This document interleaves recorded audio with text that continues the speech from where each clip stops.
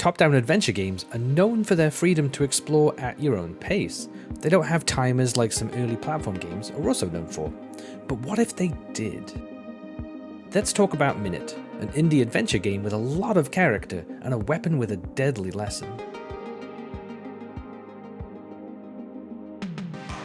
Minit is a top-down adventure game released from a small group of developers in 2018 on the PS4, Xbox, and PC, later released on the Switch in 2019. It's heavily inspired by those original classic top-down games like The Legend of Zelda, Link's Awakening, and others in the genre, and if you're familiar with the genre, this game will feel right at home. You start off in the classical way, waking up from your bed, and you are free to explore the starting area, but you will quickly realize that someone has planted these impassable bushes, and so you're guided towards a nearby beach. On that beach you do find an abandoned item, and it happens to be a sword, which is great because every adventurer needs a sword, but once you pick up this particular sword you will find it is cursed, and you now have a timer in the corner of the screen. That timer will start at 60 seconds, and once it gets to 0, you will die. And you will die a lot in this game through no fault of your own other than playing it. You do thankfully wake back up in your bed and you're able to continue your adventure, but with the 60-second limit from the curse you will have to adjust your strategy. The game does thankfully give you some additional ways to aid in your exploration by the fact that there are multiple areas within the game and each of them has a bed, so as long as you discover that within the time you're able to then wake back up from that particular bed. And once you do discover all of the beds, you can kind of fast travel between the 4 of them, so you will be able to more freely and quickly explore the areas that you already know about. Now, the music is one of the highlights of this game. Each area has its own theme that continues to play as you explore, and even after you perish. You will get only 60 seconds at a time, but the music is longer than that, and it will continue to play, so you will get a chance to hear each theme in its entirety. And that's really good. The music sets the tone very well for each area that you're exploring. Now, there is a little Easter egg in the soundtrack for the music that's played when you pick up the sword. I won't say any more than that. You can check that out online. The soundtrack is actually available to play for free online. You can also purchase it digitally, and the music in each area doesn't get old, even though you will hear it quite a lot. They're very upbeat tempoed themes and really enjoyable. You might be wondering how you are going to explore the entire game in 60 seconds. Well, the good thing is your items that you collect do stick around and persist after you die, just like the traditional format for this genre. So as you explore and you discover puzzles and you solve them and obtain items, you do get to keep them throughout the game. Some puzzles are designed around the limited time you have available. There is a man that will give you a clue right by the lighthouse at the start of the game, but he speaks incredibly slowly and you will need to get there with enough time to hear the entire message to understand how the clue works. So the game does play a little bit on the mechanic to make it enjoyable. One of the other benefits of this game only giving you 60 seconds at a time to do anything is that it's a great pick up and put down game. If you only have 5 minutes available, you can go and explore in those 5 minutes and still progress a little bit of where you are in the journey of the game. Now, my strategy for top-down adventure games is the same one I use in this game. It's very much a plan to explore all the areas you have access to, find those boundaries, find what items the game needs you to discover, and then backtrack from there until you're able to solve a puzzle that gives you that item or obtain that item directly. That strategy still works very well within this timer. It might take you a little bit longer to discover all the boundaries that you have or the particular items you need to obtain to progress, but it still works.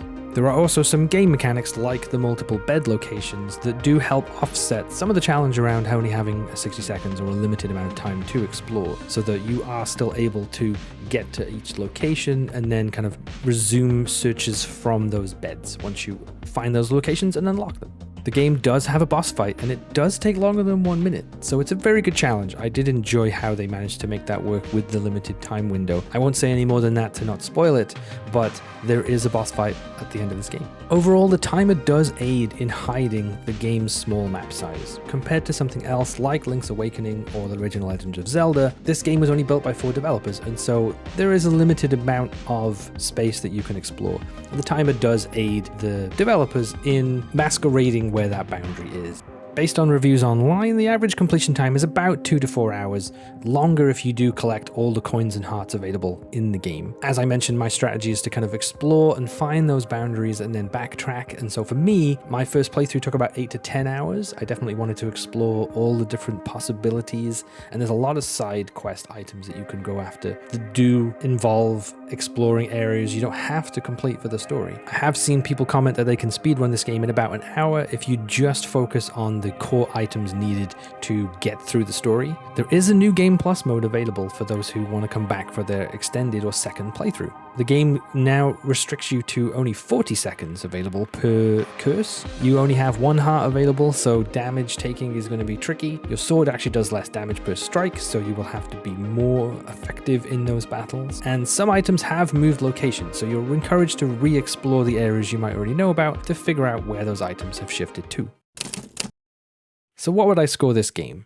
For me, the gameplay is a faithful tribute to the top-down adventure genre. If you've played anything like Link's Awakening on the Game Boy, or the original Legends of Zelda, or similar games, this is a faithful recreation, and it will feel very familiar.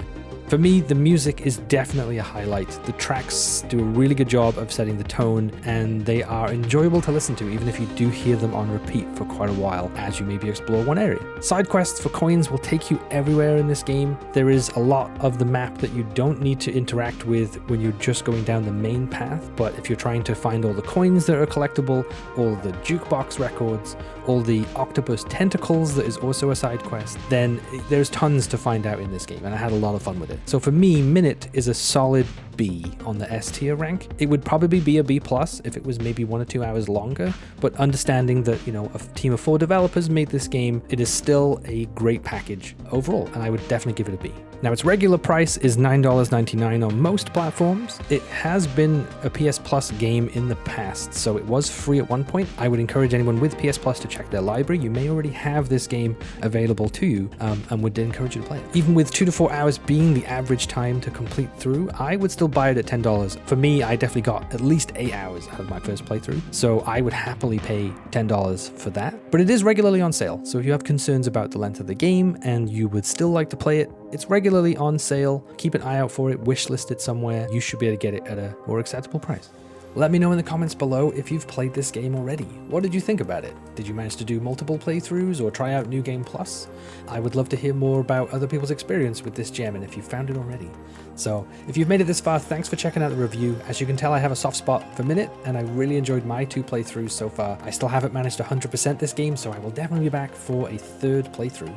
And I still have to check out New Game Plus, just to see how much of an additional challenge it really is. If you love games with a retro look and feel, please check out some other videos on the channel, one of which you'll find right here.